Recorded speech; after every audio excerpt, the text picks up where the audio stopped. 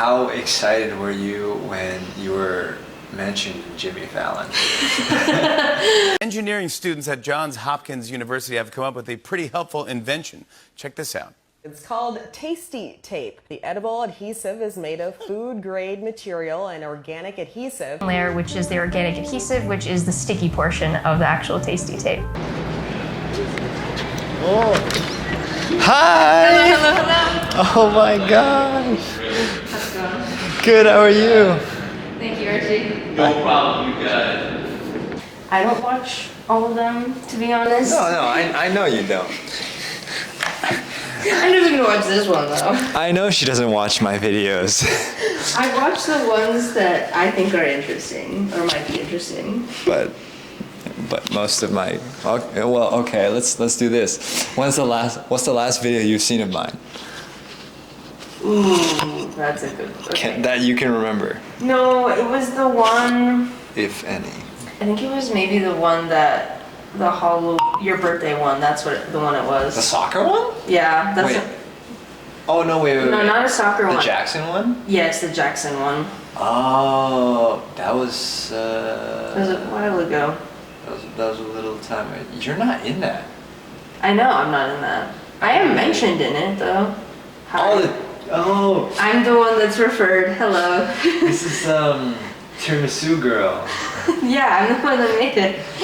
Her tiramisu from the Jackson episode. It was really good. For my birthday, Marie made tiramisu. Asked me what kind of dessert I liked. I said tiramisu. I didn't expect her to make it, but she actually made it. Yep, that's legitness. Oh my god, that's so good. And then also I was referred to as having a very healthy, what was it? When was the last time you broke down a woman? Marie? But she was so like healthy. What the fuck? What are you saying about me? Yeah, some of that variety. Relatively, I think I'm very good at reading people in terms of figuring out whether I want to be their friend or not, which is just basis of, oh, I think they're a healthy enough person and a good person and someone who I see value in. Those, you fit all of that. And I'm not saying, it's not like, oh, if you don't have that, you're a bad person. I'm just saying this is how this is. At all of David's people that David is not friends with right now. First, let's do this. So this is, actually, I'm gonna have you introduce yourself. Okay. Wait, how should I introduce myself? This is a good question. Like, am I introducing myself at like a networking event or Yeah, let's do that. common people? Okay. Let's do that first, the networking part. Okay. Hi, my name is Marie. I'm the CEO and founder of Tastee Tape, and we are making sustainable packaging film to eliminate forever chemicals and plastics in the food industry.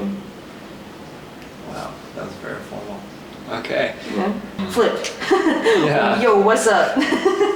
How's it going? There's the Marie. We all know. So yeah, Tastee Tape. When did you come up with the idea? Ooh, okay. I wasn't maybe the one that came up with the idea, but I was part of the team. Fraud. Oh no, you got me. Someone in the comment section is gonna flame.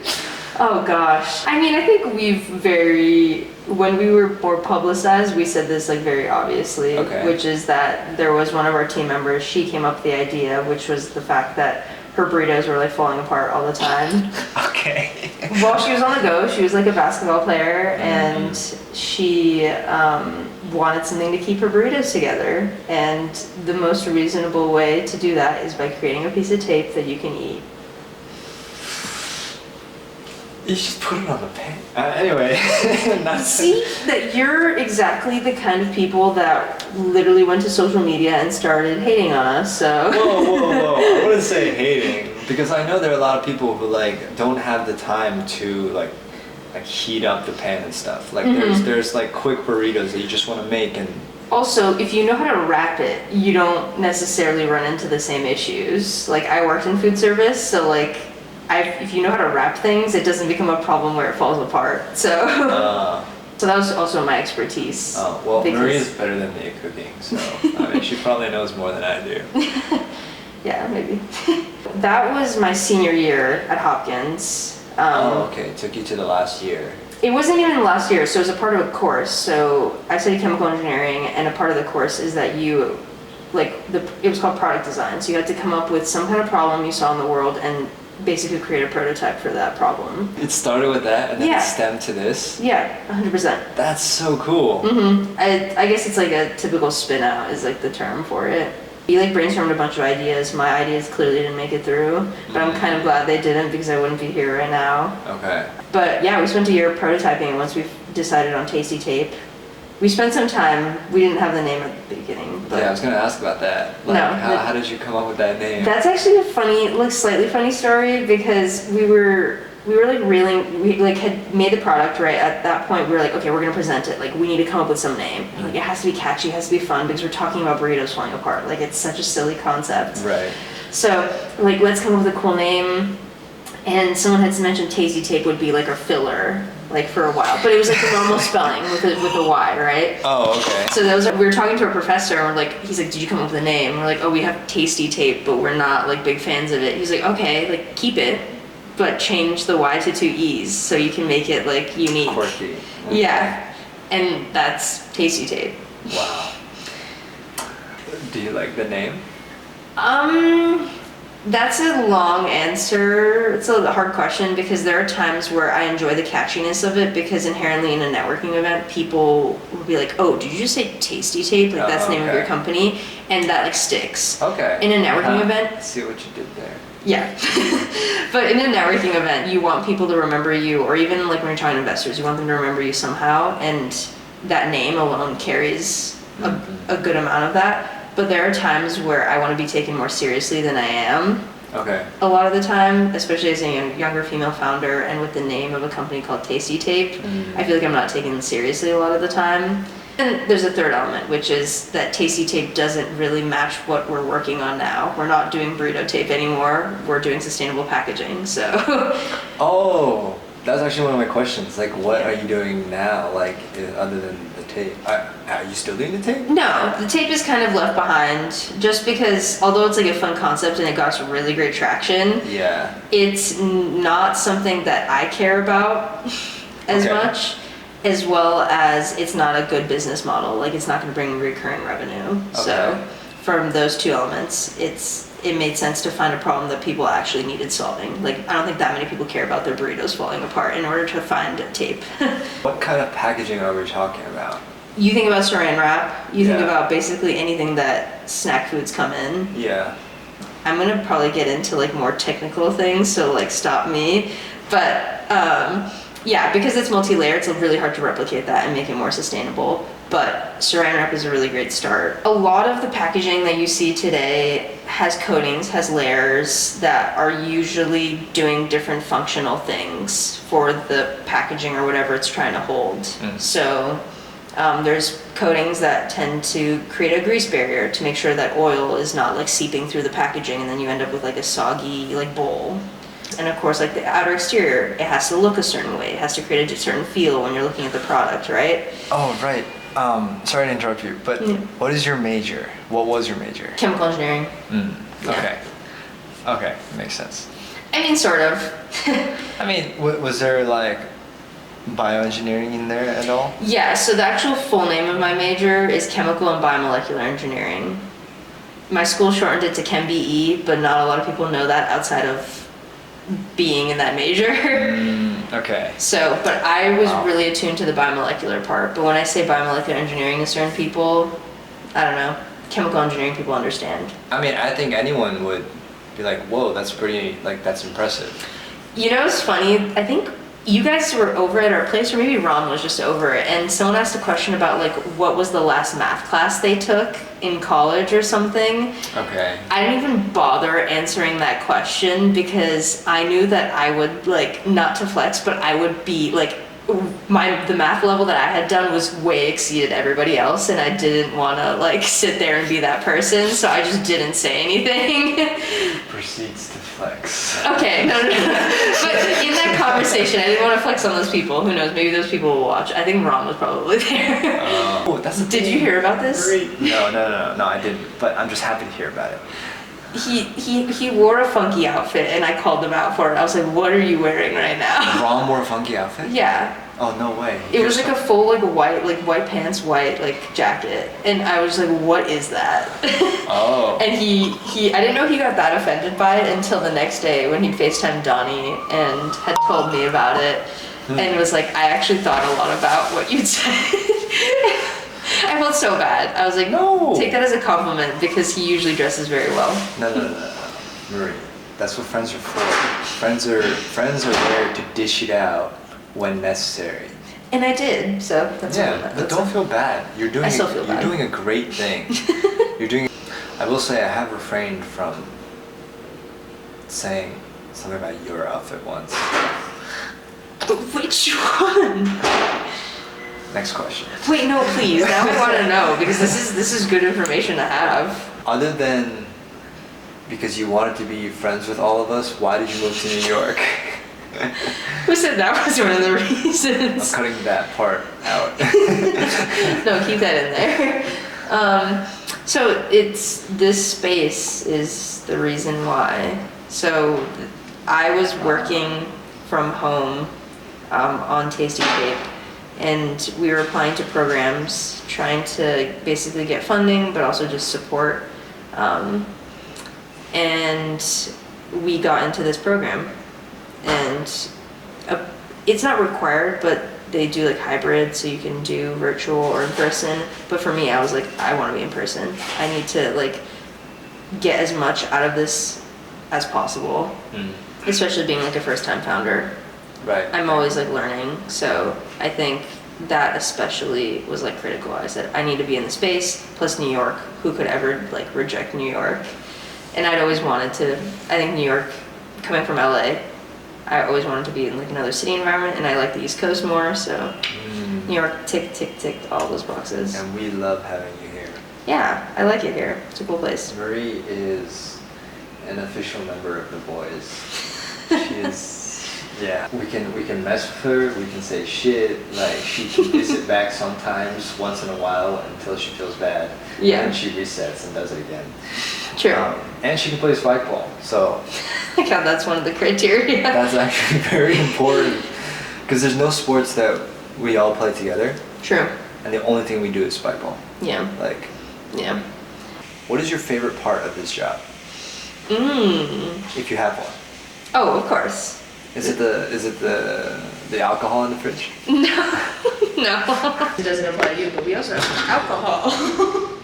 Oh my god, you have so much wine! Why do you have so much wine? So there's a lot of events that get hosted here, and then all the... Cat, you just drink all the time. No, I don't. It's events only, but the real founders know that this is open to them. That shouldn't be on. That's not on footage. I would say it changes, but I think the people you meet that are working on such a diverse set of problems that I feel like, especially in my space, a lot of people are working towards climate tech, and it's a lot trying to like fix problems that are somewhat harming our planet. You meet a lot of really cool people working on really cool problems. This goes to some of the discussions you and I have had, but I think people are what make, I think, life very interesting and very fun. And I think sometimes you meet some bad eggs, but I think a lot of the time you meet very cool people. Just being a founder, I have to talk to people all the time, and you will be surprised by the amount of people that are willing to help you with whatever. And or even just people that you can have a conversation about anything, or just even like vent to, because you're going through the exact same problems. And I think that is, not to cliche term it, but it's such a beautiful part of what like being a founder is. Would you say you're an extrovert? I have to be, but I think I am. But I will say I need my balance though. Do you have any advice for... Sorry, I'll explain why I'm laughing, but okay. Do you have any advice for college students or anyone in research, or even just basic stuff for people starting a business? Yeah. Oh man, I have so much advice because I was laughing because I feel like I've been having a lot of recent scenarios where I've had to give advice. Oh, okay. I did a panel recently for Hopkins, and I was talking about like entrepreneurship as a career, and I had to give advice there. I spoke to some like high school students recently, also gave them advice. So I kind of like doing this. This is very fun. Okay. So you said for college students. It doesn't have to be. It could be anyone. I only say college students because I feel like within our age group, that is where they would want the most inspiration. Okay. Okay. Okay. I guess I have multiple pieces of advice that might apply here. One of them, which is somewhat correlated to what I do with Tastee Tape, and is a thing that I learned. No matter how dumb, no matter what you think your skill set is, I think that if you see a problem in the world and you think and you want to fix it and make something to fix it. Because even if you don't think you're qualified, the fact that you see the problem makes you qualified. Yo, someone write that down. Simultaneously, you can meet people that will have the appropriate skill set to help you build a problem. So, Okay. I think that comes from more like an entrepreneurship angle of just like building something. The second piece of advice I would give, which is something I tried to follow through with, but it's a difficult thing to follow through with. I have been scared about a lot of things in my life. This job is something that is a lot of the time something I'm scared about doing. There's tasks in the day that I am unsure if I'm the right person to do. It's a scary thing. But simultaneously, like that is something that holds me back from doing certain things. And that's just like a general life trajectory that I've had, and I know other people struggle with this. But I think you need to just do those things no matter how scared you are. And I think like the best way to put it is if you are scared, just do it scared. The weight that gets lifted off your shoulders, but simultaneously the benefit that comes afterwards of like, wow, I completed that thing, but on top of that, it's like, oh, now these are my next steps. Like, this is what I'm doing next. So 2 pieces of advice from Marie Eric. How excited were you when you were mentioned Jimmy Fallon? It was odd because like at that point we got on like local news coverage and I was like, oh, that's so fun. Like I'm on like a local news network like for Baltimore, like great. And then like amongst the team, the 4 of us, someone was like, oh, we got mentioned on Jimmy Fallon. Like, wait, what? What do you mean? Like, and they send a video that someone took off their TV of him talking about us in his opening monologue. Wait, what? What just happened? It's like disbelief, right? Like that's always what immediately hits. And to be honest, when I even think about everything, like the trajectory of us, like Jimmy Fallon all the way to like the Times Best Invention, that like still sometimes I don't think it happened. It seems like so just beyond me. That's pretty incredible. It was just disbelief and just craziness, and then everything after that, which was just like a storm of media interviews, and I have some funny stories with that. But ask me, what do I do? What do you mean? I thought you were going to ask me that. I thought that was the question you were asking. Like, what do you do? Yeah, what do I do on a daily basis? I wasn't gonna ask you that. Okay, never mind then. Wait. Never mind. Do you do? No, because I feel like everyone asks like a CEO startup or like a startup person like what they do every day, because it's such a like ambiguous, like what does a CEO do? Do you know what a CEO does? No. Exactly. Oh, like here? Or just in general, do you know what a CEO does? What do you do on a daily basis? Okay, now no, I'm just no. It's just like it's like genuinely like I don't even know what like top company CEOs do on a regular basis. They just like. Well, as a future top company CEO, what do you do on a daily basis now? On a daily basis now, I do everything. Everything that a company does, I do. What the heck kind of answer is that? It's the kind of answer I give. So I develop the product, so I'm working in the lab. I will do marketing, even though I do have someone that like I pay for branding or like to actually do the design, but I've done marketing. I do business development. I basically do sales pitches. All right, I network. I do everything. What does your team do? The team is me. Well, Solo founder life. Let's go. No, but I have like interns and consultants. I have interns and consultants that do different things. The easiest interviews I've ever done. hey, this is very no pressure. I mean, like, I thought I was gonna go into a different place of speaking. Like, it was gonna be more along the lines of, like, the motivational words. Like, that's where I thought I was going, like, headspace-wise. Oh, I don't know. This is my first interview. Oh, okay, so who knows? Guinea pigged.